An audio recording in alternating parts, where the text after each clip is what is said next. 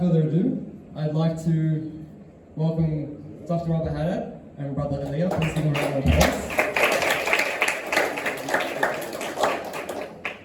I'm going to hand over to Robert now to give a brief introduction of himself and what he does for any of us who might not know him, and then Brother Elia will take the first question.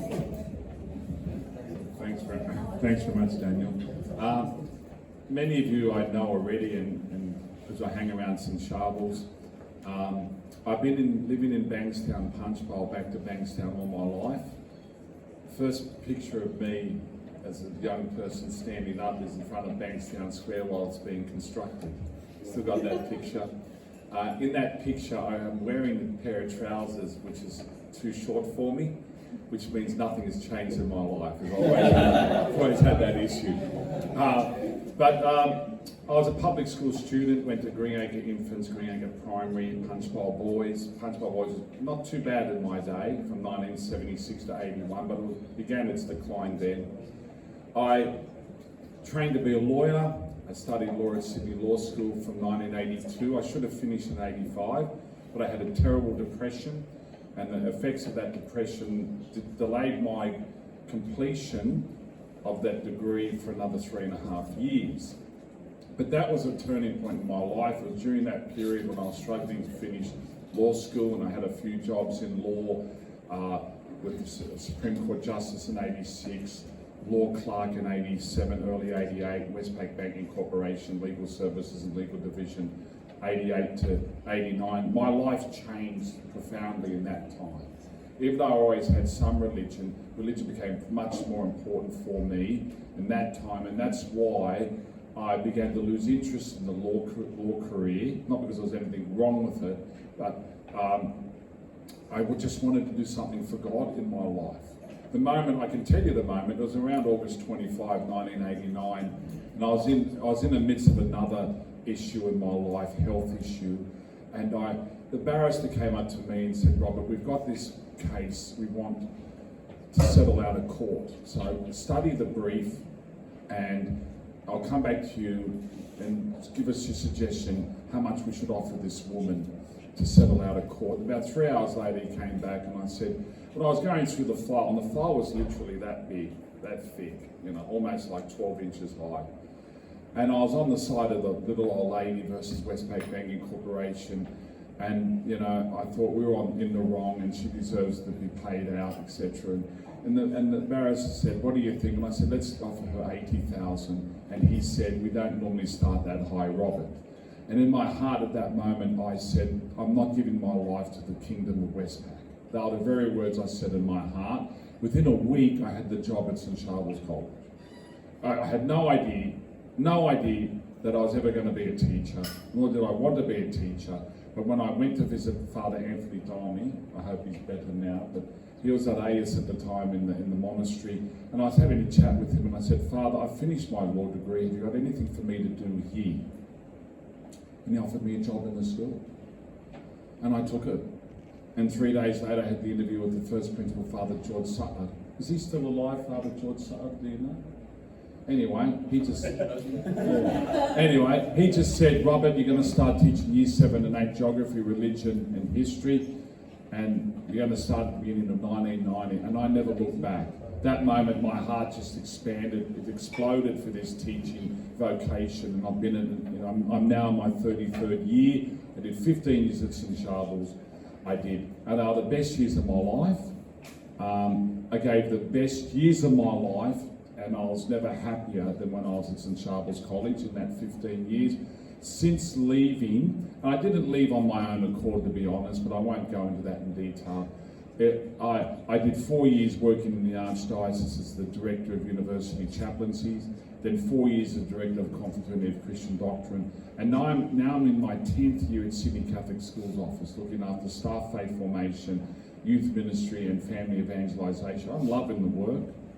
One day I hope, maybe when Brother Elia is principal of St Charbel's College, I don't know, who knows, only God knows, that I would love to go back to St Charbel's at least as a part-time teacher. I think St Charbel's is still by far one of the best schools in this country. I always defend it, and I defend it against Lebanese who don't like it. And I always defend it because I know the spirit of St Charbel's College. Academically, it knocks out all the schools in the southwest region of Sydney. It knocks out all the Sydney Catholic schools that I work for in that part of Sydney. It gets better HSC results in Holy Spirit College, LaSalle Bankstown, All Saints Casula, MSJ, and even one of the congregational schools at and it does a great HSC, and even more important than that, it has without a doubt one of the best religious departments in the country, without a doubt. Now, I'm also married. I should mention that I'm married. And I'm married with 4 children, and it's a great blessing. I have a very good Lebanese wife. She's very tough. She keeps me in line. And I have 4 beautiful children. And I couldn't be happier in what I'm doing and where I am, etc. And thank you for the invitation to be here this morning. It's a great pleasure.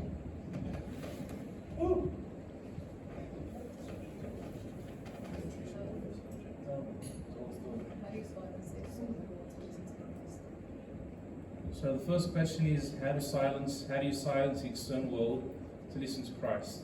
Is that right? See, that's an interesting question because it goes back, you can say technically it goes back to the church fathers and the early stages of monasticism, silencing the external world. But I personally think the question should be focused more on how do I silence my external world, not the external world. Because the external world isn't going to be silenced. We can never silence the external world. It's beyond our power, beyond our limit. But my external world, so my direct surroundings, that falls to me to work on. So the early church fathers, the early monks, they took the basic steps of entering the physical wilderness, so entering the deserts. They silenced the city, they silenced the towns, they silenced the villages they lived in by entering into these deserts. Nowadays, we can't really enter into the desert, so to speak. Logistically, it's not possible for us to do that. We have our lives to work on, we have families, we have school, we have uni, we have studies. So spiritually speaking, we enter into the desert, so to speak, and we enter into ourselves. We silence our surroundings, we silence this external world, we silence these temptations, we silence these things that come sort of lead us astray by entering into our own desert, which is our heart, which is our soul. Now, that needs a lot of work. It's not something you wake up to and say, today I'm entering into the desert, sit down and we've entered into our souls, our hearts, we've entered into this internal life. No. That needs constant working on. And it takes simple steps from, for example, I need silence, I can enter into my room. No distractions, pack away all the internet, all the television, pack away my phone, pack away everything that connects me to the outside world, and sit in silence with the Word of God. And that's important because it's the Word of God. It's delving into this Word of God, delving into this relationship with God that slowly starts to break down these external distractions we have, that starts to break down this loud, roar that we have from the external world of temptations and things that lead us astray. And when this starts to break down based on the Word of God, based on this relationship with God, then slowly we start to sense this internal silence starts to grow and develop. And this internal silence starts to grow and develop in a way that I can delve into it deeper and deeper. It becomes a relationship, so to speak, of synergy. The more I strive for it, the more it strives for me, so to speak. And that's basically what we can do each day, especially during Lent. We fast the mortification of the body and soul. We fast, so we break away these temptations, we break away these bonds, so to speak, of the external world. We strive to enter into a relationship deeper with God based on His Word, based on the sacraments, based on the liturgy, based on our spiritual life. And only by using these as a structure or a foundation can we truly enter into the desert like the fathers did and the early monks did, which is the desert of our soul, the desert of our this internal castle, this internal house we're building, in order for the Holy Spirit to dwell in there with us. But like I said, we can't really silence the external world, but we can silence our world. By our world, I mean those are things we're attached to, the things we hold dear to us, so to speak, our bonds. And that's the only way we can actually work on this internal peace. Because to silence the external world, to silence the temptations of the world, means to increase in internal peace.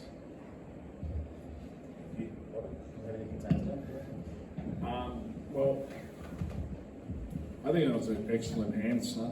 And the practicality of where we are in the real world that Father emphasised is what's so proximate to us, meaning that we can't flee from where we are now, obviously. It's about custody of the heart. What do you love? Okay? And you have to practice custody of the senses. You have to be careful of what are the external influences coming into you, and when you're married with a family, what's coming into your house. And you have to gently, you don't be super rigorous here, but you have to gently just shut them out. Okay? And when you pray, you enter into the peace and the solitude of your own room. And you have to be careful what's coming in via the media and the social media, and what are you looking at on the iPhone, and what are you looking at on the iPad, and Netflix and all that, because they are avenues of temptation that can allure you in the wrong direction. Think about the original sin. You think about the household, the original household, which is the family of Adam and Eve in the garden. And Adam had the responsibility of safeguarding the garden, and what did he do? He slipped up. He allowed the serpent to come in, whisper his lies, and calamity followed. So part of the strong spirituality is custody of the senses. What are we looking at? What are we listening to? Okay, in particular. Also how we speak, etc. All right, I won't add anything more to that. Just quickly, there's 33 questions, so maybe we'll try to merge the questions as much as possible. And we'll be brief too. And thank you. So the most popular question at the moment is, please explain the Catholic Church's teaching on Mother Mary, co-redemptrix. Co here doesn't mean equal to Christ. There's one Redeemer. That's our Lord Jesus Christ. We don't call Jesus co-Redeemer. He is the Redeemer. So how can we justify calling Mary co-redemptrix? The co here, as I said, doesn't mean equal. It means cooperation. She cooperated, and she was an essential part of God's plan to redeem humanity. Without her role, we would not be redeemed as a humanity. Why do I say that? Because the Redeemer, Jesus Christ, is the second person of the Blessed Trinity who took on a human nature. And by taking on a human nature, he became one of us. But he had to become part of our family.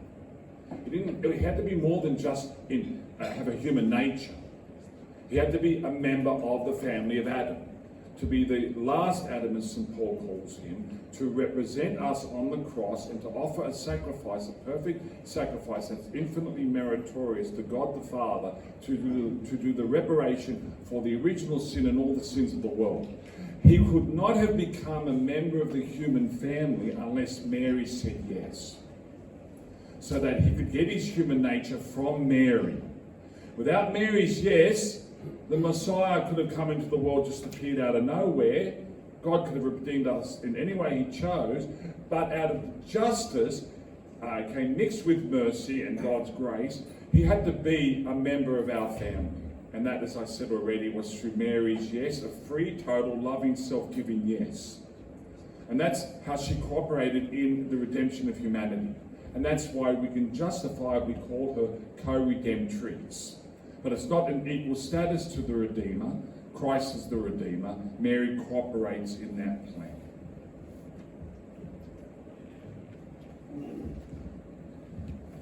And just a little sentence, just can't really add much to what Dr. Robert said, but just a small sentence. Through flesh, man lost his relationship with God. So through flesh, Adam sinned, and only through flesh could the relationship be returned back to God. And ultimately speaking, like Dr. Robert said, and it's the flesh that Mary gave the Word.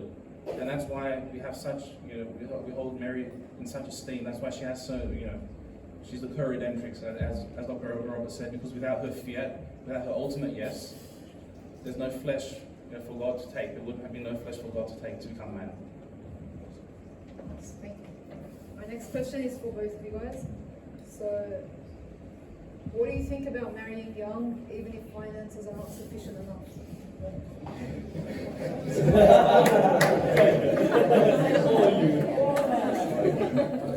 It's a good thing. It's a good thing to marry young. It used to be normal. What's happened over the last 50, 60 years, that the average age of people marrying has increased, and for the wrong reasons, because marriage is falling out of favour. And remember, so many young people are not marrying at all. They're shacking up, they're in de facto relationships. We used to call this living in sin. We don't do that anymore because we're politically correct, unfortunately. So finances are important from the practical perspective, obviously. But I delight in seeing young people marrying in the church, marrying in the sacrament of holy matrimony, and being faithful in that for the rest of their lives. So, you know, of course, it is strange to see girls marrying at 18 and guys marrying at 20, but I've seen a few of these marriages recently. I've attended one or two of them, and I have no issue with it.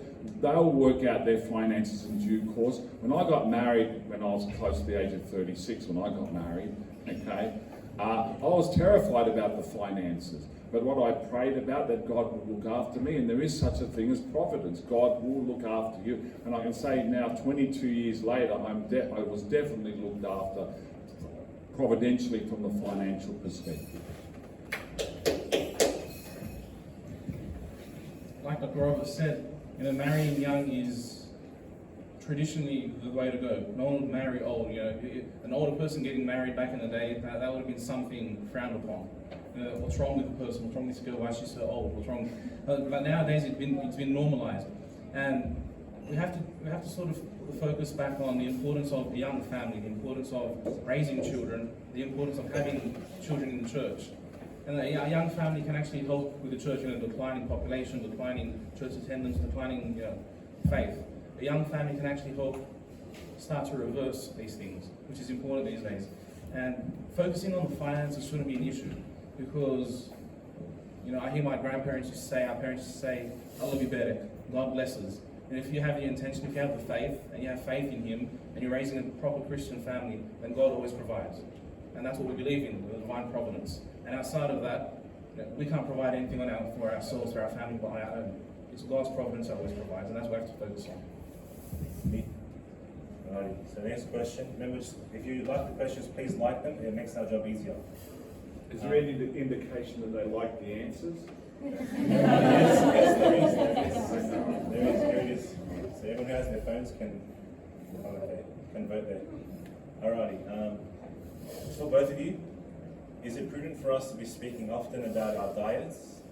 Lately there is constant talk of dieting, breaking our diets, and then complaining because we broke it. I might extend that to also fasting, if we break our fasting.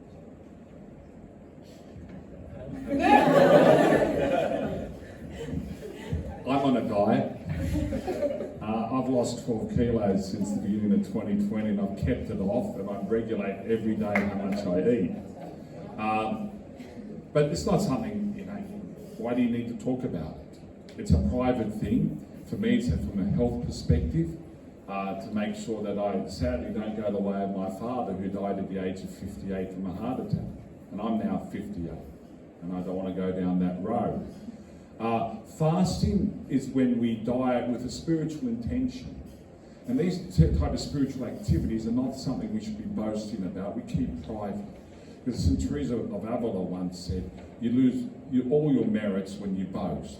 So your left hand shouldn't know what your right hand is doing, as our Lord says. So fasting, abstinence, your prayer life, to a certain degree, needs to be private, confidential, and done in secret, and God will look at it.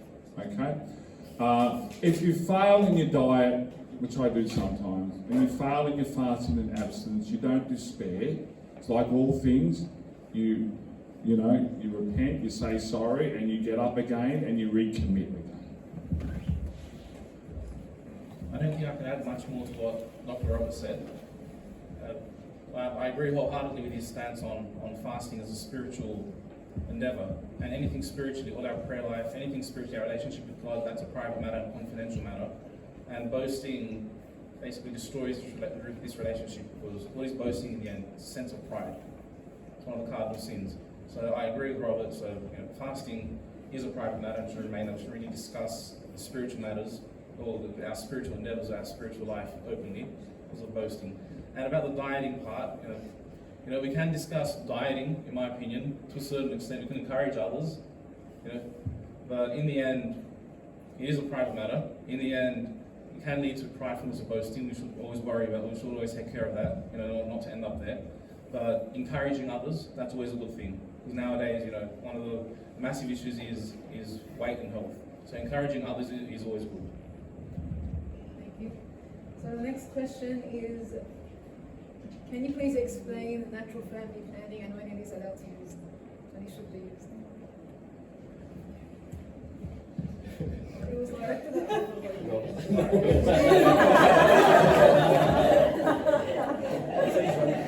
Natural family planning, and the principal document to look at here is Pope Paul VI, Humanae Vitae, that came out in 1968, a watershed moment in the history of the modern church. And natural family planning is something that is accepted by the church to regulate births, to either space them out or to limit the number of births. But it's to be used for just reasons. The word in English was translated originally as serious reasons, but the proper translation from the original Latin text of Humanae Vitae is just reasons. And they fall into 4 general categories. You can engage in natural family planning, that is, abstain from sexual activity during the fertile period of the wife. For economic reasons, health reasons, either the husband or the wife, or even of the other children, necessitates focus on someone's health problems. Economic, health, social situation, like for example, you have a war in the Ukraine now. That's a serious social reason why you wouldn't want to be having children right now, for example, okay? Or a famine, or a plague, etc. I can't remember the other one off the top of my head. So health, psychological, which is a sub-branch of the health in any case. Okay, someone might be going through a terrible depression, and this can linger for even years, for example. So if those reasons are in place, you can work with nature to regulate births, limit the number or space them out. And why that's legitimate as against artificial contraception, the pill or condoms or any other mechanism, is because those other mechanisms work against nature. While natural family planning is meant to work with nature. And it requires self-discipline. The world can't stand natural family planning because the world now has lost all self-control, all self-discipline. It's a form of fasting. We fast from food, drink, we also fast from sexual activity. And this type of fasting, to be regular, it has to be motivated from spiritual, religious reasons. So that's why it's legitimate. There are some hardliners who always try to, who frown on natural family planning, who insist that you should have as many children as you can, one after the other, one every year. If they want to do that, that's fine, that's great. They're open to life to that extent, God bless them, as long as they do that humbly. But it's not the church's teaching that you have to have as many children as you physically possibly can have, right? The husband and wife need, in good Catholic conscience, to determine how many children they are to ultimately have, working with God on that. One good test is that you can always ask yourself as a couple, can we afford to have one more child? That is the test as to how many children you should have. So if you've got 5 and should we have 5 or 6, then ask yourself the question, can we afford to have one more? And then when you get to 6, you ask the same question again, right? Just to add just little things to what Dr. Robert said, in the end it falls to the dignity of the human life. So we're all called to a dignified life. We're made in the image and likeness of God, we're called to have dignity. And if the family, if the mother and the father can't afford a dignified life for the child, dignified life be it in all social aspects or economic aspects and health aspects, then they're actually not necessarily, they're putting a burden on this infant that's been born, if it's born into an undignified life. And that could cause issues, in the future, so the extreme poverty, that causes undignified life, and or health issues, as Dr. Robert said, psychological issues, genetic diseases, all those sort of things end up being a burden, not necessarily a burden, but a cross that could actually lead to undignified life, a cross that could lead to stigma, a cross that could lead to issues for the child growing up. So in natural family planning, that's one of the things we have to focus on as well, the dignity of life, to ensure that the child we're bringing into this world can have a standard of life that's dignified for a son of God or a daughter of God or a child of God.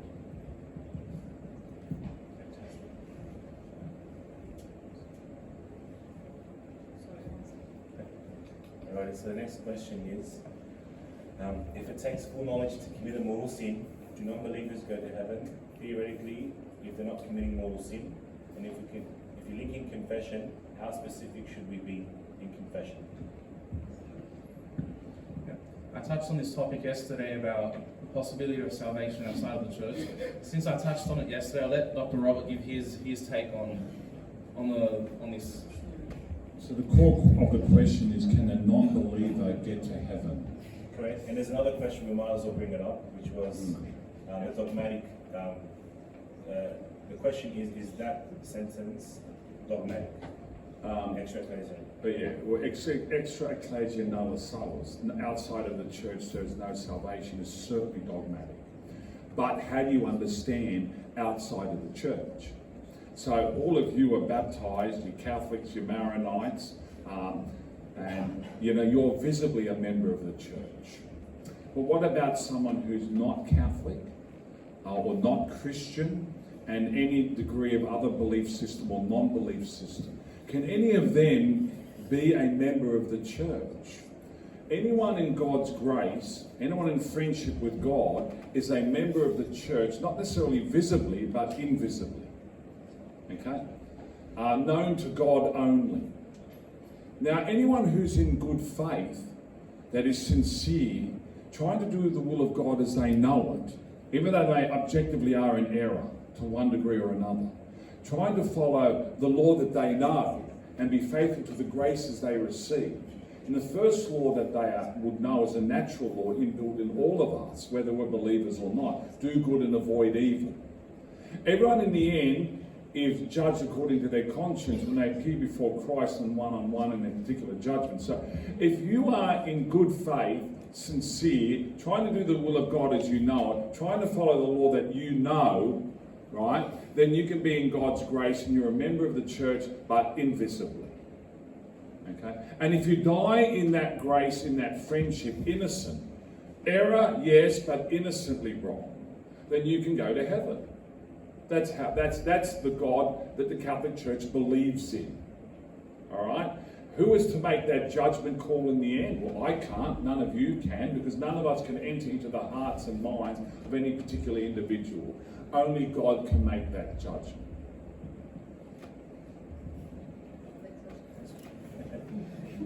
So, if the angels have the capacity to see God, can you explain the mystery behind their fall? Because when they fell, at the time when they were created, they weren't in the beatific vision. They were created outside of the heaven in which God was. But they knew God. They were aware of God. And God communicated through Lucifer, the highest of the angels, his plan for the angels and how they were to merit the vision of God. And that was through to submit to God's plan to create man and woman, humanity, and that God would become one of humanity, assume a human nature, and that God-man would become King of heaven and earth, Lord of all creation, over and above Lucifer and all the angels, and that his mother would be also crowned as Queen of heaven and earth, and Lucifer and all the angels had to accept that. This is not in Scripture. This is a strong tradition through some theological speculation, which I actually hold, which is why I'm telling you, right? Lucifer and 1/3 of the angels, this was communicated to all the angels through Lucifer. Lucifer and 1/3 of the angels said no to that plan. Lucifer he preferred that he would be like God, that the second person of the Blessed Trinity would unite to his angelic nature, and he would be at the right hand of the Father, hence like God. So he revolted against God's plan, and as Milton says in his book, Paradise Lost, Lucifer would declare better to reign in hell than serve in heaven. And so hell was created for Lucifer and his demonic followers, and a certain percentage of humanity will join them, unfortunately, through their own fault, their own rebellion against God. And on a follow-up for that is, what are the characteristics of a glorious body? Glorified. The qualities of the glorified body, you know, when we say the creed, we say it very quickly and we don't realise the significance of the very last words. We believe in the resurrection of the body and life everlasting. So we don't go to heaven just as spiritual souls. Christ redeems the whole human person. So we end up in heaven, body and soul. And like the Virgin Mary is now, like Jesus Christ is before her. And the qualities of the glorified body are firstly brightness. We reflect with a brightness in proportion to our charity, our merits. So there's brightness, there's immortality, we will never die again. There's impassibility, we will never suffer again in any way, shape or form. There's subtlety, which is the dominion of the spirit over the body. So all our passions, appetites, desires, emotions are regulated according to reason, which is in submission to God's will. And agility. We can move from one point of the universe to another as quick as thought, because our body is totally under the dominion of the spirit. So they're the qualities of the glorified body. Sorry, Rob, before we move on from that question, can you just, because I asked Brother yesterday, and he said ask Robert today, but do you think that's why the disciples would not have recognized him after his resurrection? Yeah, Christ had the same body as he had prior to his crucifixion. He rises in the same body, but now it's glorified. Yeah. But whether Christ could mask himself like he did to the disciples on the road to Emmaus, is that a quality of the glorified body, or is that a miracle? And that's the debate. And then you have to read St Thomas Aquinas on that. Yeah. All right. In my view, it's probably due to his divine power to do that, rather than the quality of the glorified body. But do note one thing: why does the Virgin Mary appear in different nationalities to different people? Like how does she appear to the children of Fatima as compared to how did she appear to Juan Diego in Guadalupe? Right? She appears as an Aztec woman in Guadalupe, but she doesn't appear likewise at Fatima. So, and she's got a glorified body. So perhaps, and I can't say this with certainty, I need to do a bit more study here. Perhaps there is a quality of the glorified body in which you can be somewhat transfigured in a certain way. Yes. All right? Brother Elia, can you comment on the similarities or differences between Eastern Catholic and Eastern Orthodox liturgies, and how would you respond to an Orthodox that says Orthodox was present before the Catholic Church? It's got 8 likes. Alright. You can't really differentiate between, we're talking about the Eastern churches, the Orthodox churches and the Catholic churches. For example, the Melkite Church and the Antiochian Catholic Church, liturgically they're exactly the same. The hierarchy isn't the same. The Orthodox hierarchy is slightly different. It's focused mainly on the bishop, whereas the Catholic one is it takes the Roman structure. The beliefs are technically the same between both. We uphold a few more dogmatic truths than the Orthodox do, but the Orthodox uphold them as teachings, if they're based on patristic teachings or church fathers or tradition of the church. So, looking at the Orthodox churches in the East and the Catholic churches that are associated, or the Uniate churches, or the ones that came back in union, there isn't much difference besides the hierarchy, so to speak. For example, Maronite Church has never been an Orthodox church or a Catholic church. It's always been in union, so to speak. It's one of the only churches. It's one of the 2 only churches that don't have an Orthodox counterpart, so we're unique in that way. But all other Eastern churches have an Orthodox counterpart, which tend to be liturgically quite identical. The belief system is quite identical, unless, for example, they're Syriac Orthodox or Syriac Catholic. Syriac Orthodox tend to have fallen in disfavour in the early councils, so they don't uphold any of the early councils or later councils, and dogmatically they're a bit grey, whereas the Syriac Catholics uphold all the dogmatic truths. Same thing with the Syrians and Chaldeans, but you can't really differentiate based on liturgy or based on practice or based on the prayers they have, because they uphold the same liturgical structures. Now, what was the second?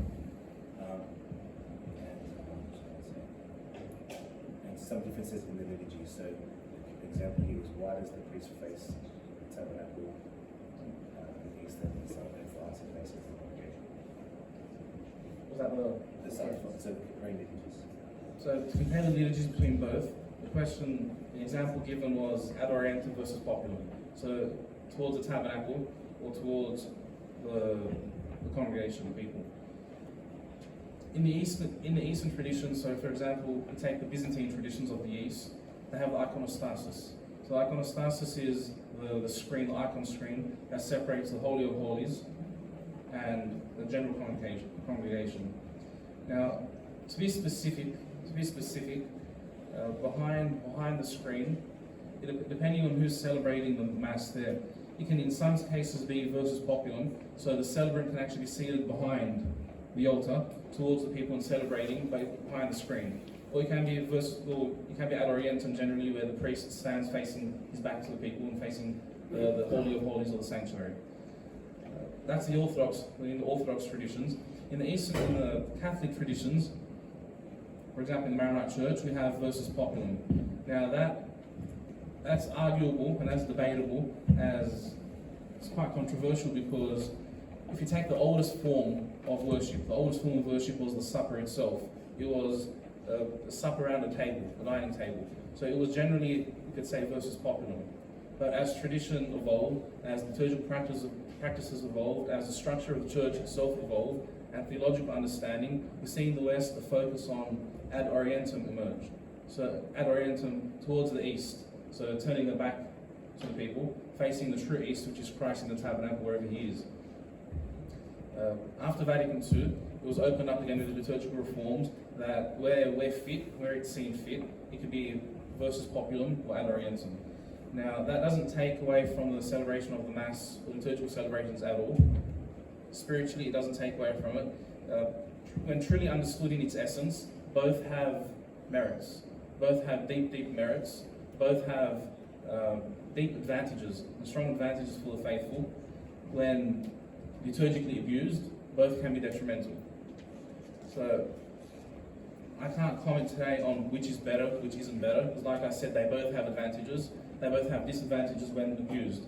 And sadly today we see both, we see both ends of the spectrum. We see liturgical abuse, and we see proper liturgical formation and proper liturgical advantages and spiritual advantages and the fruits of the liturgy, no matter how it's celebrated. Based on the East and West, to bring it back to the idea of the Orthodox and the Catholics, it's purely based on the traditional formation and the traditional evolution of those rites. We can't say one rite is better, one rite isn't better, or the Orthodox are better, or the Catholics are better. It's based on the liturgical formation, the liturgical development, based on the cultural influences of the areas they live in. Nice. Just a follow-up for you both. As a Maronite, is there something to gain from attending the Roman Rite masses, or should we just stick to Maronite Rite? For my own practice, I've always got a foot in both camps, because that's how I was baptised in St Felix, Bankstown, and I was told once by someone that means I'm no longer Maronite, I'm Roman Rite, and I was terrified at that thought. They had to get that clarified. That was back in 1990, had that clarified. I follow the rite of my father. Look, we're Maronites, for prima facie, at first instance, we go to the Maronite liturgy. Okay? If you want to go to the Roman Rite liturgy on occasions, I don't have any problem with that. I don't like the extremes of, like, say, certain Maronites who just go to the Latin Mass or to the local Roman parish, and they despise the Maronite Rite and the Maronite Church. I don't like that. And I don't like Maronites who say that we just only ever go to the Maronite Church and never even venture into a Roman Catholic Church. I see that as an extreme as well. But principally, primarily, we're Maronites, and we should be going to the Maronite church principle. You know, if you want to dabble in a bit of Romanism or whatever, so to speak, okay, that's fine. If you want to regularly go to a Roman Catholic parish, okay, there'll be good reasons for that, I imagine, for each individual and family who chooses that. But you still must identify as Maronite, and on occasions, you know, go to a Maronite parish, etc. Just to add to that, St John Paul II said, you know, the church is Catholic, it's universal, it breathes with both lungs. And we should try and practice that sometimes. You know, we should breathe with both our lungs, because spiritually it can be fruitful. Spiritually it can be fruitful because things in the Latin church we don't necessarily have, or in the liturgy, the masses we go to in the Latin or Roman churches, we don't necessarily have in the Maronite, and vice versa. So like Dr. Robert said, dabbling in both can actually be spiritually fruitful for us. If we understand what's happening, it can have its advantages. I just want to add another comment. The Maronite church is the most Romanized of the Eastern churches in any case. I know some really hard-line Maronites from America who visited Australia once, and they said that in a real Maronite church, there'll be no chairs, no benches, you just stand the whole liturgy. You wouldn't have Stations of the Cross on the walls. You wouldn't have a tabernacle for the reservation of the Blessed Sacrament. You wouldn't have adoration like they do in the Roman church, and you wouldn't have rosaries. Now imagine telling Maronites today to get rid of all that. Okay? And I remember when this fellow was visiting from America, and he was Maronite, and I just thought, look, you're just too extreme. That just avoid these type of extremes. I mean, honestly, try telling your grandmother to get rid of her rosary and see what happens.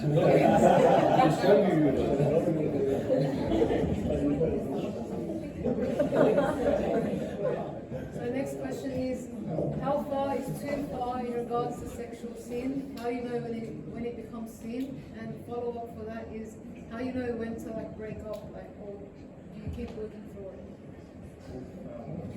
I don't think we can ask the question how far is too far when it comes to sexual sin. Anything against purity itself is a sin. Anything that damages the purity, the spiritual, physical purity of man is a sin. So we can't say, for example, today I'm going to lust, but just a bit. I'll put a limit to my lust, and it's not a sin. No. If you're thinking about that yourself, that is a sin in of itself, because you know you're doing something, you're trying to set a limit. So I'm not sure if Robert had. I'll say something which might scare you a little bit, but look, don't do anything that arouses the passions, because the arousal of the passions are meant for in the marriage context.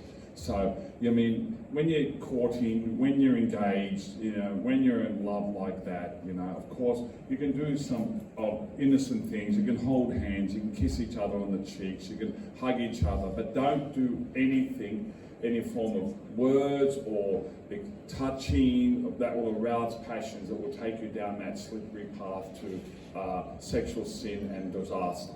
All right? So that's the rule, I would say. It might be hard for some people. What I'm saying right now might be a little bit of a shock, because our culture tells you to do anything you want, anytime you want, with whoever you want. And that's the big problem with our culture today. The sexual revolution says the only sin is to believe in sin. That's the problem with the sexual revolution. Like that.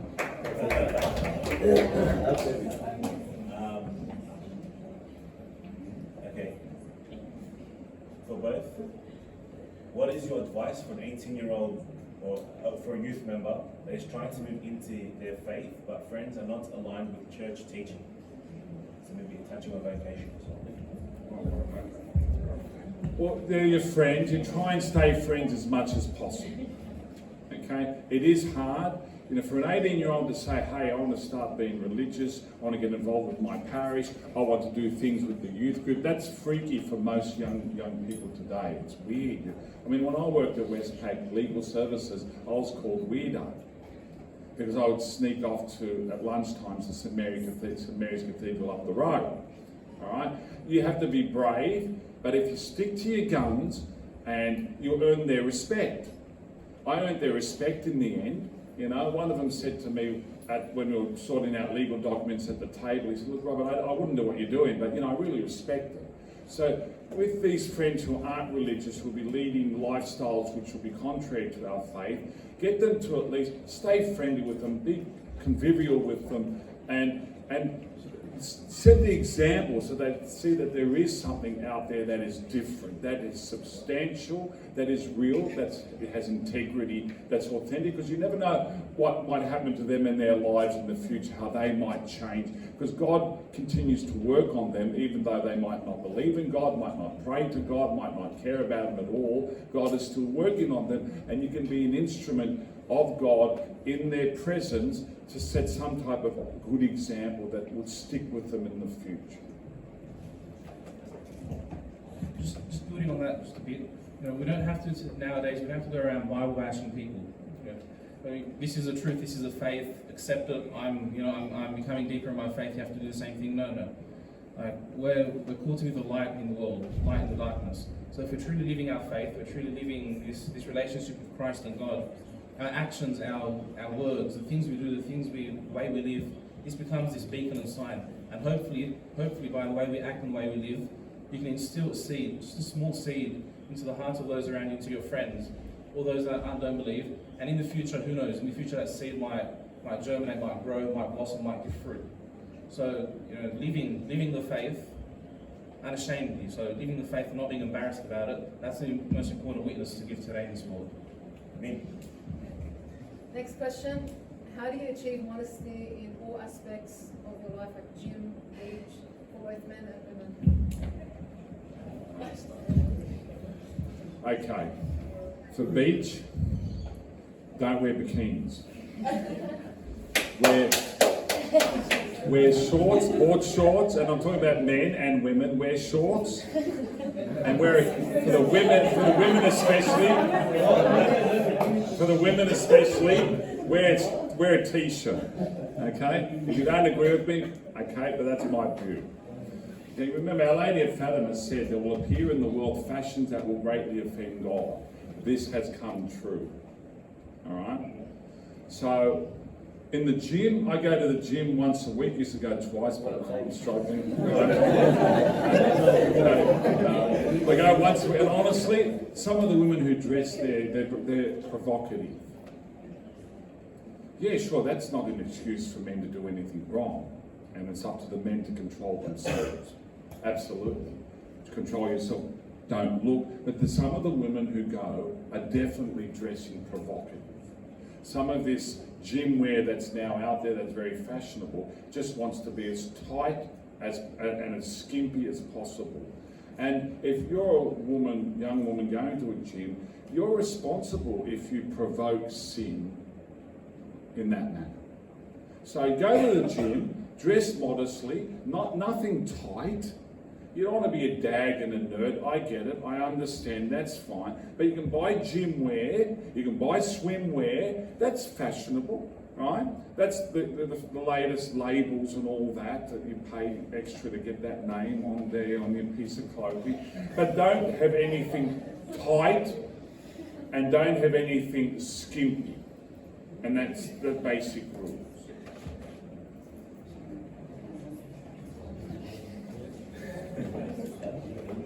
We might go back to some of the church questions. So, should Maronites be required to learn Syriac? And what's the go with extraordinary ministers of Holy Communion? Some background, and has it become abused? I'll start. Should Maronites Be required to learn Syriac? Should Maronites be required to learn Syriac? Yes, to a certain extent, yes. I say yes. I'm not saying we should all become fluent and sit and converse in Syriac and have deep and meaningful conversations in Syriac and sing no. At least the basics, at least liturgical Syriac for us to understand our liturgical culture, our liturgical heritage, our liturgical identity. Because the saddest thing is once we lose the liturgical culture, liturgical language, we start to lose the identity associated with that language. And thankfully, the Maronite Mass still has parts, even though the Maronite Mass, the majority of it is in vernacular, there are still parts that have to be in Syriac. And that's the minimum, the absolute minimum that we should be focusing on to understand those parts, those few phrases, and to be able to respond in the Syriac and understand those words. And we can build on that. Like for example, we have Abuna Hanna, anyone who wants to learn Syriac, he's more than willing to help He's more than capable. We call it in Syriac a malfoon. He's a teacher. He's a teacher. We have, but that goes as well. Not just Syriac, but any liturgical language should be maintained and upheld in the most basic form, at least. So in the responses in the church, because like I said, it's the identity, it's the diversity of the church. Once we lose that identity, once we lose that that language, then we lose thousands of years of development, we lose thousands of years of formation, thousands of years of theology and heritage. And that's in of itself, that's an abomination to me. Because we can't lose the link to the past. Because the Catholic Church is unique in that it has a succession from the past, from Christ himself to today. And that's linked to the language itself. So our succession goes back to our traditions of Antioch, our traditions of the Levantine regions. And losing that, not being able to speak Syriac, not being able to understand Syriac, will mean we have this disconnect between the succession of our forefathers up until today. Extraordinary minister. Yeah, you can. That's Actually, in my current role, I have responsibility for training extraordinary ministers of Holy Communion, that is, senior secondary students in the school context. Of course, anything like this can be used and abused. I believe that where there is a priest, where there is a deacon, where there is an acolyte, they are the primary distributors of Holy Communion to the faithful. There are circumstances though, like in a school, you might have one priest celebrating Mass, you might have 700 students. And there's very limited time, you've got 5 minutes before the next period starts. So this is why we train extraordinary ministers of Holy Communion, primarily senior students and some staff. It's good that we do this, because if we didn't train them, we're working with the Liturgy Office of the Archdiocese, and they're very conservative types when it comes to liturgical practices. If we didn't do this, then it'll be, free for all. So, people will be not realising the dignity of their role, the dignity and the presence of our Lord in the Blessed Sacrament, and they'll be just handing it out like they're handing out chips from, a packet of chips. Okay, so this is why we train them to elevate their consciousness of the dignity of their role and the importance of the Holy Communion that they're giving to others.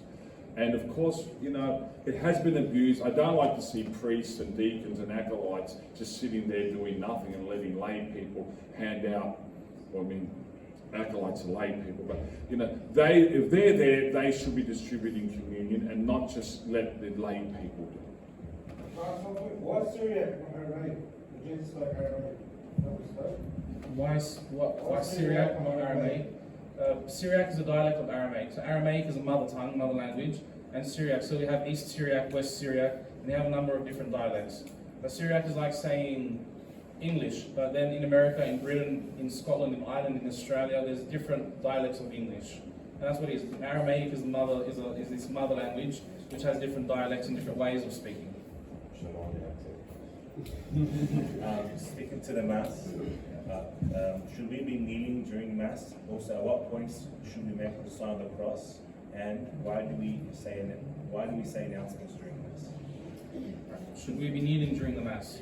I'm going to take the Eastern stance and say no, we shouldn't be kneeling during the Mass, because in the Eastern Church, the focus, so to speak, is different. Like Robert Haddad said previously, the hardliners say we shouldn't have pews and should stand the entire time. All right, but I don't mind sitting every now and then during the Mass at certain points, but kneeling during the Mass, theologically, the East and the West have a different view towards what's occurring, or what happens during the different parts of the Mass. I've explained it a few times, and I don't mind explaining it again. So I enjoy this way of splitting up, the liturgical traditions of the church. We have the West, which I like to call, or I like to regard as the Church of Holy Friday, of Good Friday. The West tends to have a lot of sorrow, a lot of remorse in its liturgy. Mea culpa, so through my fault. So there's this idea of sorrow, the kneeling at the foot of the cross. Then we have the Eastern tradition on the other spectrum, the Byzantine tradition, which they've entered into the Sunday already. Their feast, their Mass is a celebration of the resurrection in completion. So that's why their Masses, their liturgical celebrations are glorious. They have all these glorious chants, a lot of gold, a lot of bits and pieces happening all at the same time. So it's this glorious resurrection. And the Syriac churches are neither Good Friday and neither Sunday. We tend to fall on Saturday. We call it in our tradition Sabta Nur, the Saturday of the Great Light. Now what's important is that it means we're the churches of the awaiting. In Syriac it's called Maronite. Maronite is a twofold declaration. Moran, which is the Lord, Ta, come. So the Lord has come, which is an act of faith. The Lord will come, which is an act of hope. So in essence, the Syriac churches stand, right? Not kneel, we stand because we await the coming of the Lord. We perpetually await the second coming of the Lord. We stand ready for this coming. So that's very brief in my opinion, description of the three major traditions and where they fall based on Friday, Saturday, Sunday. So based on this Paschal mystery and why theologically speaking, there's kneeling in one, there's more standing in the other. And what was the other? Why are they And there? went to the sign of the cross. Oh, the sign of the cross. All right. So the sign of the cross is done in our liturgy four times. So the beginning of the Mass, the Gospel, the Anaphora, and at the conclusion. And then we can also do the sign of the cross before or after receiving communion. So that's important to understand because the sign of the cross is the beginning of something. So it's not done constantly throughout. It is a blessing. It's not done constantly throughout, but liturgically speaking, the rubric sets out those major points of where the sign of the cross should be done, as it should be done for certain parts of the Mass. Announcements. Yeah, why are they there? That's it. Robert, do you have any idea why the announcements are there? No, I don't know, but the reality is it's done announcements are done in all liturgies, and I sometimes think that we need a bit more time for post-communion prayer and reflection and silence before announcements. I like to see more time there. Sometimes the announcements are very important, absolutely. Sometimes a little bit trivial, and sometimes they're too long. Okay, that's all I need to say. But I just say this as a general comment about the first part of the question.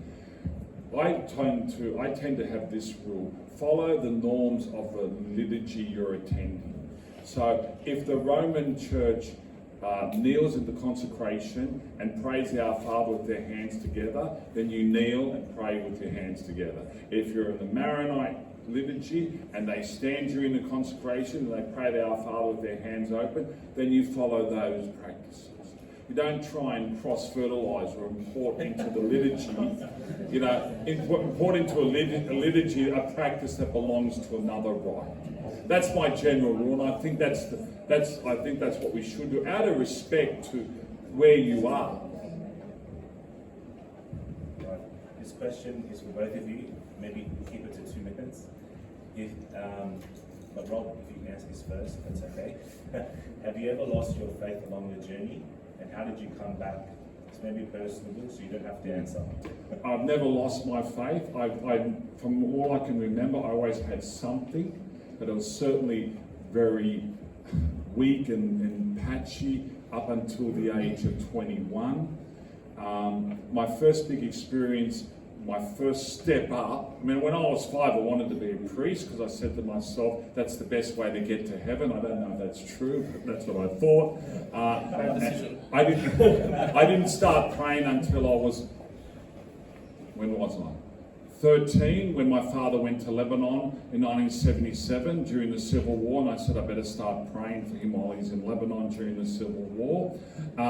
In 1979, I had the next step up when I went to the Billy Graham Crusade, which was a Protestant Baptist evangelical event, and I began to associate with Protestant churches for about 6 years. My Catholic conversion happened after I had the problems at law school and the depression that plagued me. It was that period that I discovered the answers to all the issues I had with Catholicism, and I've never looked back from there. So I'm basically a cradle Catholic, and I've going through school at St Charbel and living just down the street from St Charbel. So my entire life up until I joined was based around the church, based around the parish, and now being a monk, my entire life is based in the church, based in the parish. So I can't really relate of losing the faith or not, because I am a cradle Catholic, and I find that as a blessing. I found that as a deep, deep lesson. Okay. So when married couples are reunited in heaven, do they see each other as brother and sister, or is there that still? I think Jesus was. Also, related to that, when we die, do we see him? I think Jesus was quite specific when he was asked by the Pharisees the question. When he was, everyone is, you were all brothers and sisters in heaven, and I think Robert Haddad will be able to. Yeah. If the husband and wife both end up in heaven, they'll know each other as having been husband and wife on earth, obviously. But they won't live a husband and wife life in heaven, because that we live as the angels do, as our Lord said. So there's no sexual activity in heaven. There'll be man and woman, male and female, because we will have male and female glorified bodies. There'll be no transgender bodies in heaven. Okay? There'll be male or female only. Okay? And we live as the angels. Okay? And going to that, actually on the topic of angels, sorry, where we something about giving your angel revealing yourself, the guardian angel revealing themselves to you, and has it ever been known to name them? I just can't find the question. Naming the guardian angel and having it revealed to you. Yeah, well, don't seek to know the name of your guardian angel. Okay? I think that's fraught with some danger, and it's vain. It's useless. No point. You have a guardian angel, just pray the guardian angel prayer. That's a teaching in the church. We certainly do have guardian angels. They're referred to in the Acts of the Apostles, etc. When St Peter came back to the house of St John Mark's mother, and they thought, well, it must be his guardian angel. So we have guardian angels. Seek their aid each day, but don't bother to know their names. That's not relevant. And I think it's a vanity, as I said.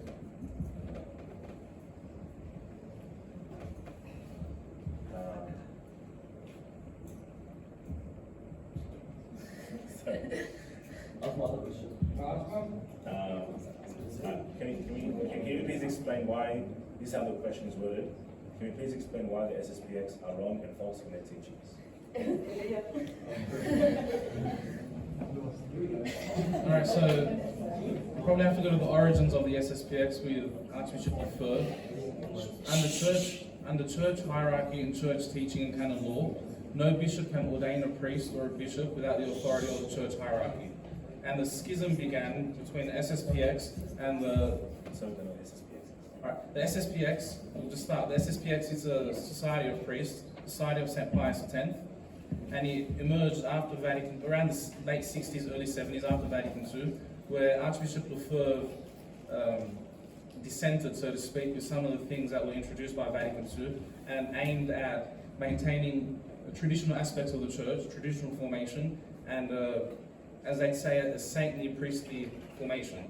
So that was, what I understand as the main focuses. Now, the schism occurred when Archbishop Lefebvre decided to once again dissent with church hierarchy and church authority and ordain priests.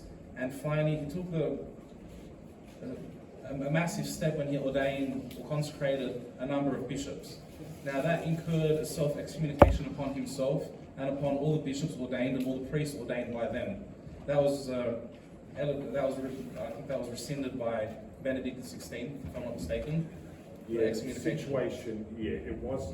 The situation is not so black and white now. During the time of Benedict XVI, there were conversations with the society, and the excommunication was lifted, but they're still not in full communion. And when Pope Francis became Pope, the society leadership decided to cut off all further communication or discussion. But Pope Francis has allowed the society to officiate at marriages and to hear confessions. So it's an irregular situation. It's still an imperfect communion. It's too much to say there's a schism. You don't sin if you attend a society mass, so I wouldn't advise people to attend a society mass. I would advise people to attend a fraternity mass, just a week or two ago, Pope Francis gave his blessing again to the Fraternity of St Peter, and his assurance that it will continue in its mission and providing the traditional Latin Mass of the 1962 Missal to the faithful who so desire it. So I'll be advising people to go there rather than the Society of St Pius X.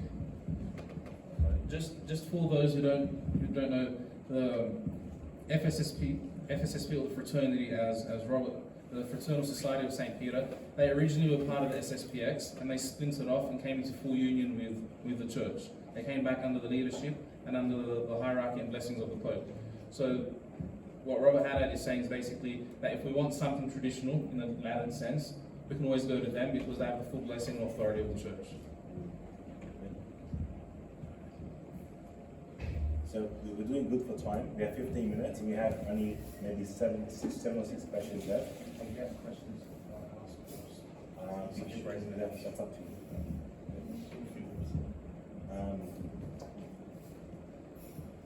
For Robert, if vaccines should be a choice according to the CDF, why has Tony Farley, the head of Sydney Catholic Schools, not done this? And another question is, can you comment on the situation of medical contraceptive certificates not accepted by the Sydney Catholic Schools?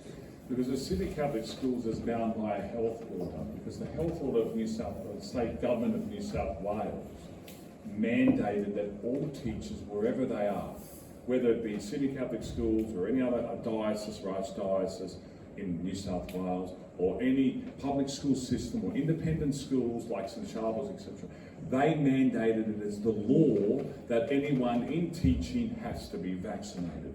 Do I agree with that from my point of view? No, I think it was very unfortunate. Okay, I advocated that if people wanted to receive the vaccine freely, that's their choice. I certainly don't condemn them or criticise them. The church has spoken about the morality of that. I won't go into too much detail because that's not the point of the question. But I've always advocated and still advocate that there has to be room for conscientious objection to accommodate teachers who were not comfortable or who did not want to be vaccinated. And there would have been ways, case by case, we could accommodate them to ensure the safety of the other staff and the students as well as the teachers themselves. Now, I'm not here to criticise certainly my boss, the Executive Director of Schools, but he was not in a position to resist a state health order. Okay? Neither was the Archbishop of Sydney or any other bishop to resist that. When Rome said that there's no moral issue with taking the vaccine from the point of view of cooperating with the sin of abortion, that it was a material cooperation but too remote. No formal cooperation, a material cooperation but too remote for culpability for sin, then you can't get the bishops of the world then saying, resist the vaccine on moral grounds. Because the CDF had stated back in 2007, 2018 and 2020 a consistent teaching in this area. Now, if the bishop or the archbishop can't go against the CDF, then you're not going to get the Executive Director of Schools going against his archbishop or the state health order. The other issue too about people being injured or killed by vaccines is a real issue, because it's true, it did happen. Small minority of cases, but it did happen. So some people are worried about, well, what if I take the vaccine? Am I going to have a heart issue, or I'm going to pericarditis or myocarditis or stroke? Yeah, this is a real concern, and I went through that process, and I had to, make the decision, it's sort of like playing Russian roulette in a sense, but I had to say, God will protect me. I'll receive this vaccine. I'm praying that God will protect me, and I can just say from my own personal perspective, so far so good, I'm protected. Okay, so anyway. So, what advice can you give to those who are waiting to find their wife/husband, especially those of older in age? And sort of matching question to that is, how can one discern their vocation when they feel attracted to ways of life that are in and of themselves good things? All right, there's two different questions there altogether. Actually, there's three questions there, really. Okay, so look, how do you find a spouse? if you're modesty to older age as well. When you're older, look, the problem is, this is why I like young people getting married, because the older you get, the more finicky you get, the more picky you get, the more categories you add to your checklist, and the harder it is to get married. I know a lot of people in their 40s and 50s who are not married, who want to be married, and will probably never marry. And that situation is have to carry that situation as a cross and offer it to God. Be resigned to this scenario, to this situation. Okay, marriages are good, marriage is wonderful, it's a great vocation, great blessings come from it, great joy comes from it, as well as other issues, but that's okay, but we all know that. We're human beings, children come from it, it's a desirable thing, and some people desire that and they can never have it. Just in that circumstance, carry a cross, stay moral, stay living a chaste life. Okay? There's nothing. You can keep praying to meet someone, you can still go places, but if you're looking for a husband or looking for a wife, well look, be active, be happy, be positive, dress in an attractive but modest way, always connect, be seen to be bubbly, It's sometimes some people can become sourpusses and they retreat into their corner and they look unhappy and embittered, and you're never going to get anyone wanting to be your friend, let alone marry you.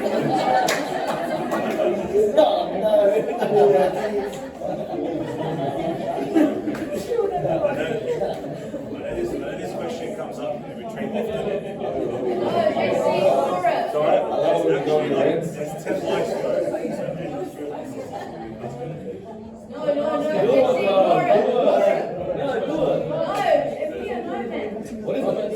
What's the question? if it's the best friend line. Oh, go, man. No, Well, just the one sentence is okay to take your best mate's name. It comes up all the time. There's no moral issue with it.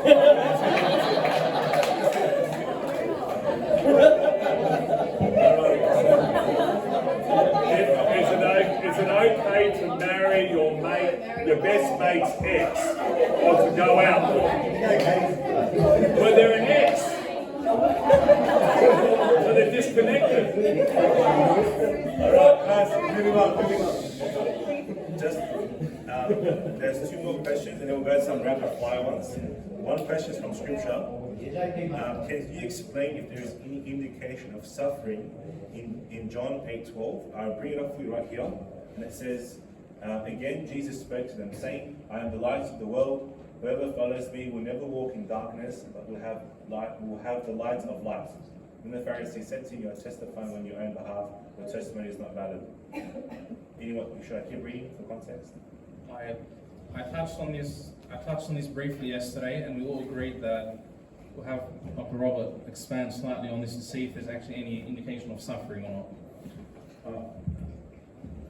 I don't quite get it. Like indication of suffering, meaning in Christ Himself, or in As Christians, I think the idea of the question was, as Christians, do we have happiness or joy in life, or are we called to suffer with Christ? well, it's both, because when Christ says you have the light of life, that's being in the state of grace. That's what you're not walking in darkness anymore. You're not walking in conscious, deliberate sin and the consequences of that. That's the darkness He's speaking of. And here's the light. Right, ergo sum lux mundi. I'm the light of the world. So He's the source of salvation, the source of grace. We connect with Him, we follow Him, we're faithful to Him. We will also participate in His light, His life, which is the life of grace. And you can be in the life of grace and you can be joyful and happy, but you can also be in the life of grace, living in real suffering and persecution and sickness and illness and all that. So they're not exclusive, and they can, and particularly in the lives of great saints, okay, they correspond. They can happen at the same time. They can be enduring enormous suffering, right, whether it's spiritual, psychological or physical, health-wise, and they can be in God's grace and they have that spiritual joy in the midst of these other desolations. Fantastic. In the case there is extraterrestrial life, does this impact our understanding of creation? If I'm not mistaken, I've read somewhere that Pope Francis, when he was talking to the group of scientists and astronomers and explorers. He told them, if I'm not mistaken, in a sense, not word for word, but in a sense, he accepts this and he awaits this because he opens up a new frontier for evangelization and preaching. I don't think there's an actual issue because in the end, God is the creator of all things in the universe. And who said we're the only living beings that He created? Who said there's a possibility? We've only explored a fraction of less than a fraction of the universe, less than a fraction of creation, less than a fraction of what God has given us. So I personally, like Pope Francis said, I await this. If there is true life, if there is actual life, or sentient beings out there, so to speak, that can understand, that have a sort of rational understanding, then like Pope Francis said, I await this, and that opens up a new frontier for the church for preaching and for expanding the faith and bringing the faith to others. In the age of exploration, when Portuguese, Spanish, and English and Dutch explorers went out beyond Europe and they discovered, circumnavigated Africa, went to India, went to the Philippines, went to China, went to the Americas, they discovered a whole new worlds of new plants and animals and human civilizations. Okay? And in a sense, they were extraterrestrials as well. But going beyond this world into other planets, well, for a start, we know as a scientific fact there's no life at all anywhere else in the solar system except here on Earth. I very much personally doubt, and this is not a theological or a dogmatic position, I personally doubt, even though the possibility is real, like Father said, like Brother said, it is real and it can be, that you can have life on other planets and in other solar systems and other galaxies. Absolutely, there's no theological bar to that.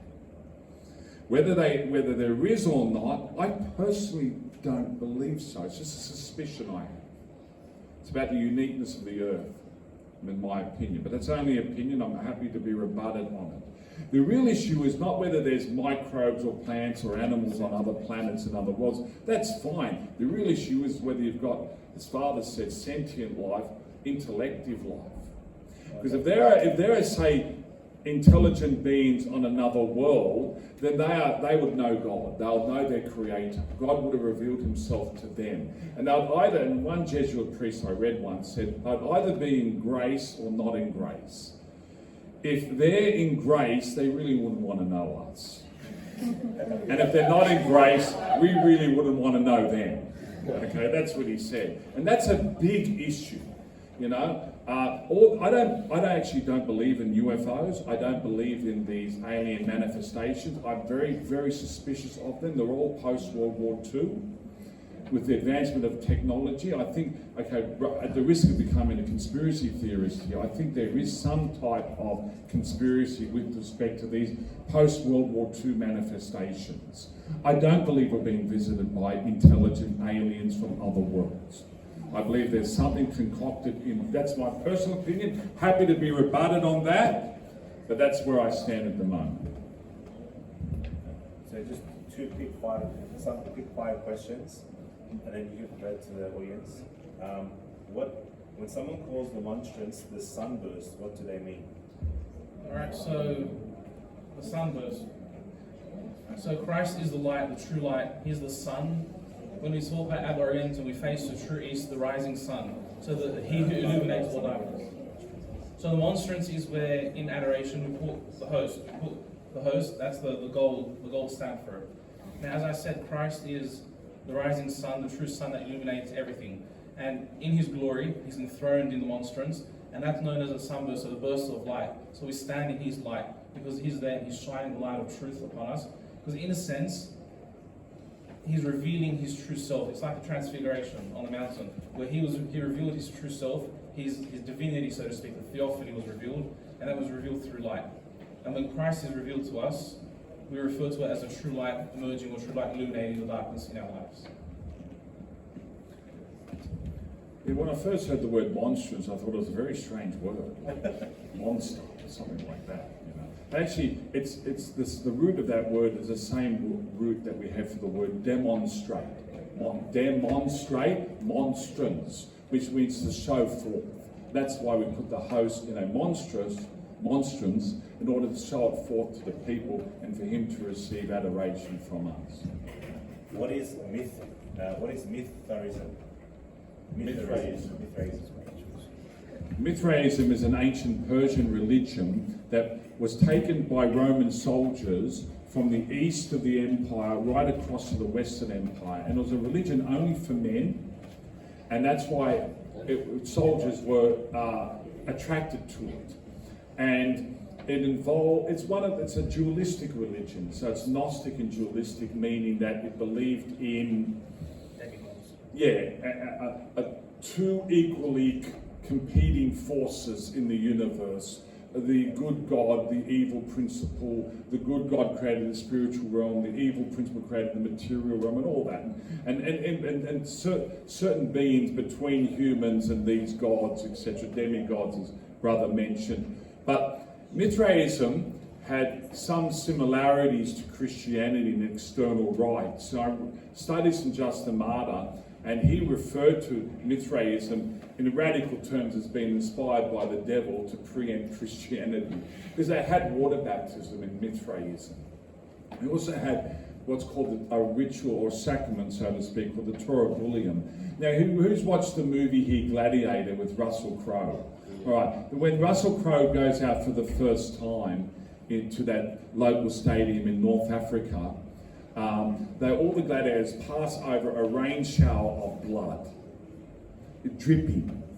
Next time you watch the movie, look out for it. And they're being baptized in the blood of the bull, hence the Torabullium. Taurus, bull, right? Okay? And it was a ritual for soldiers or fighters in this religion. By the way, I've seen the uncut version of Gladiator, and that scene. The scene they cut out in the director's cut was a scene of Christians corralled in one section with someone who looked like a bishop, not with a mitre or crozier, but just with the fish cross on the front, and then they all sent to the lions to be eaten. And Russell Crowe, gladiators, looking at them, as like innocent victims about to go out. They cut that out of the movie in its ultimate release. Can you explain the difference between impeccable and infallible? That's the question. Infallible means, impeccable means without sin.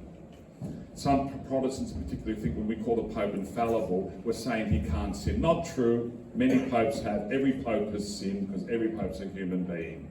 All right? No one is impeccable except our Lord Jesus Christ and the Virgin Mary because of her Immaculate Conception. Infallible is a charism given by the Holy Spirit to the Church, but to the Roman Pontiff in particular, but only in very limited circumstances, when he's acting as Pope, teaching from the chair of St. Peter on a matter of faith and morals to the universal church to define a matter once and for all, and I think I said it relates to faith and morals, okay? To the universal church and to define that issue once for all. That's the only circumstances, those 4 points coming together when a Pope is infallible as a teacher in faith and morals. Thank you. We're happy to take questions from the floor. If anyone would like to ask something, please. What are the main values or characteristics a Christian woman should strive to attain? I think the main thing a Christian woman should strive to attain is living in the image of Mary. Because Mary, in essence, in my opinion, Mary is the perfect woman. She was a perfect mother. She was a perfect spouse. She is a perfect woman in all senses. And we should strive to attain, or women should strive to attain this imitation of Mary throughout their lives. So purity, the modesty. Obviously Mary, the tradition states Mary worked. She was a spouse to Joseph. Obviously they lived together, so she was a good wife, obviously. She was a mother, she had the Son of God. She had God as her son, so she raised him pretty well, I think, in my opinion. So just biblically speaking, if you go through the mention, every time Mary is mentioned, there's a certain value or certain image that's given to us. And I think every woman should strive to live those throughout her life.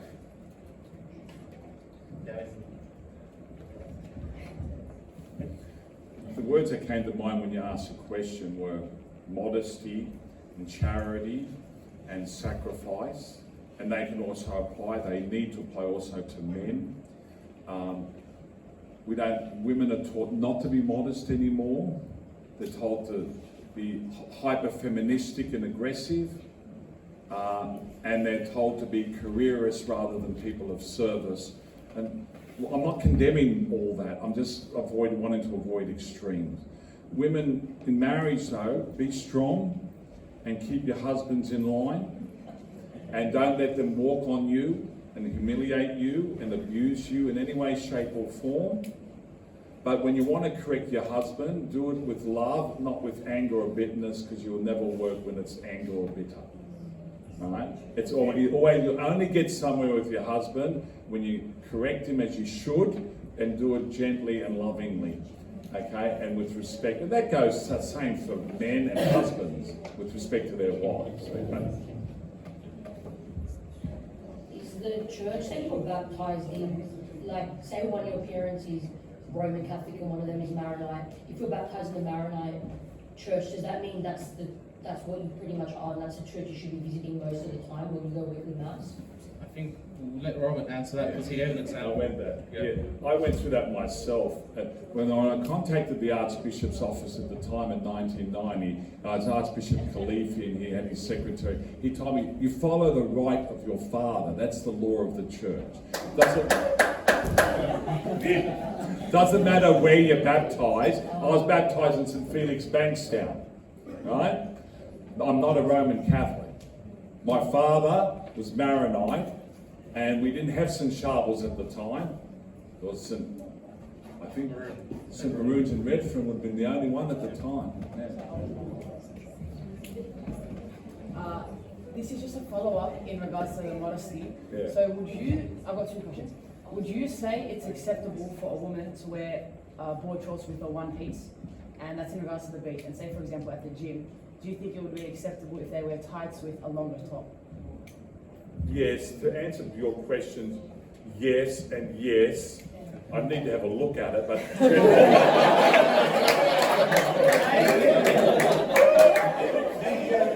I mean, yes. I mean, like, you've got to understand.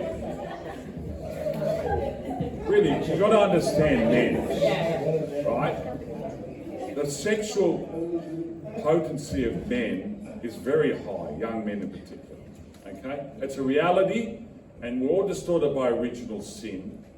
And men tend much more easily, men who are not virtuous, tend much more easily to lust than love. Right? Lust is an abuse of our sexual powers. We shouldn't make ourselves lust magnets. We shouldn't dress in ways that provoke men to lust. Beauty is good and natural. It's wonderful. It's fantastic. It's God-given. It's meant to make men and women attractive to each other. All right? So if you want to wear tights and you cover yourself with a long top, that's fine. You said board shorts with a one piece. I can't object to that in first instance, okay? You know, I would not be totally bare back with the one piece on, but you know what I mean? Okay? But just be conscious of who you are, what impact you have on men, and don't provoke them to sin. If they want to sin, even if you dress modestly, well, that's not your problem. You're not responsible for that. Okay? You can be the most elegant, virtuous woman, dressing in the most beautiful, modest way, and if a man wants to lust, that's his problem, not you. But don't facilitate that.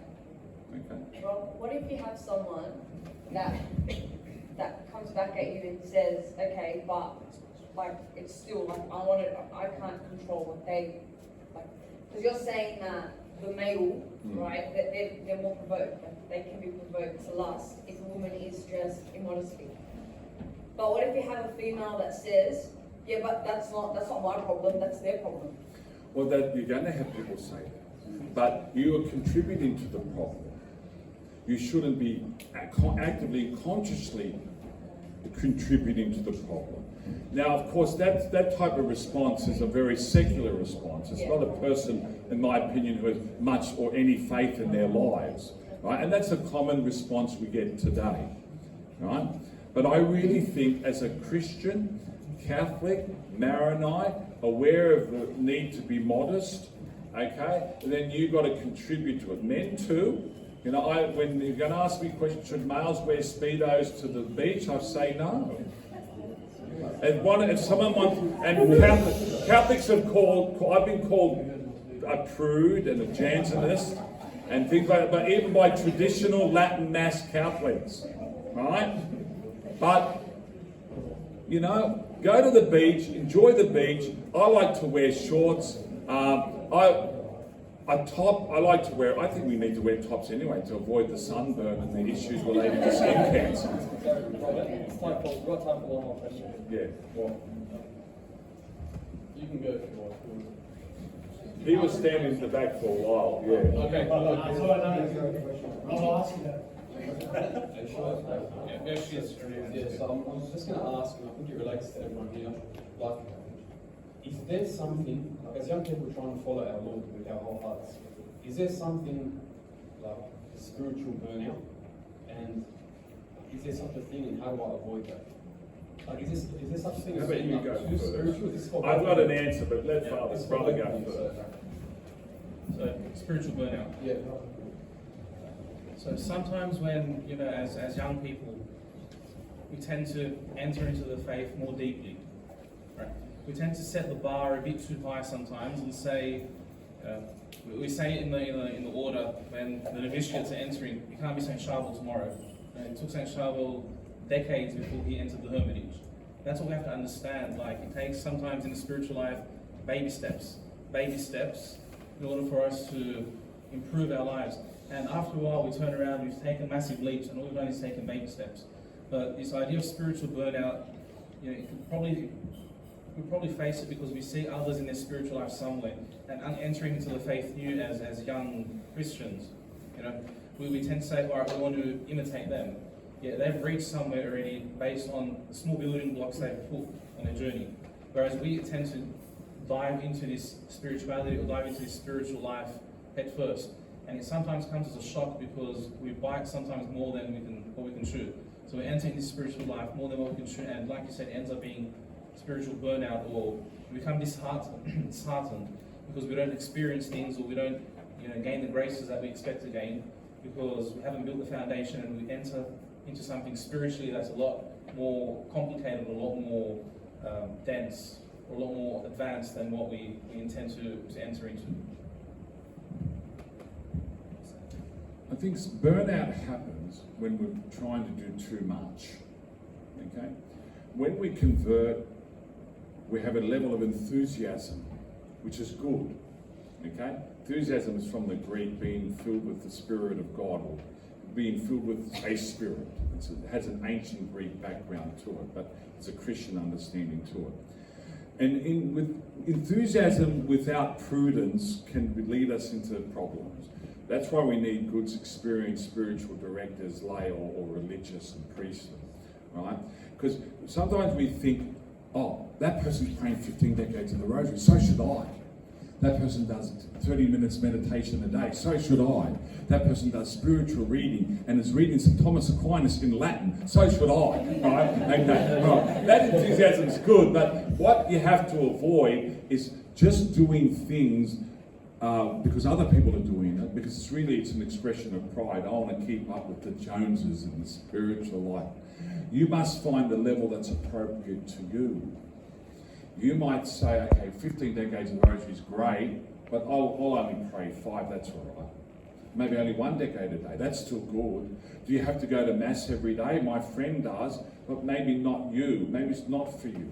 If you want to go to Mass every day and you're comfortable and relaxed to do it and meet all your other social and moral obligations and family obligations, then go to Mass every day. But burnout happens when we're really going beyond what we're capable of, and because we've lacked prudence, we've made the wrong judgment for ourselves. Find the level where you will be spiritual, prayerful every day, sacramental regularly, but fulfill all the other obligations in life.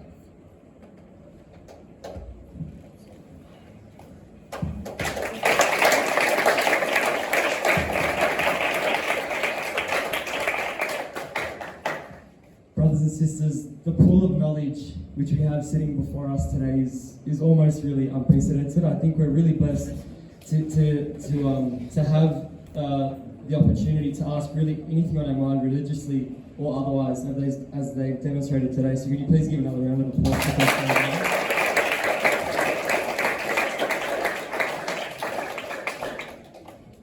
I'd also like to thank both of you, of course, on behalf of SUA and everyone here.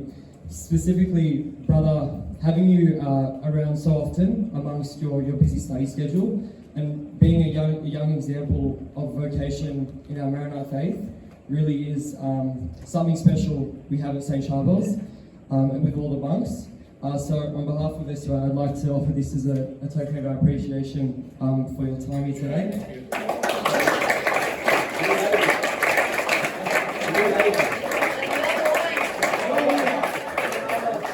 And of course, Dr. Robert, you're always so willing to come and join us on these retreats. And like you mentioned earlier, you have your family and other commitments that sometimes, like today, you put to the side to be here for us. And I can't express in words how valuable it is to us. So thank you very much.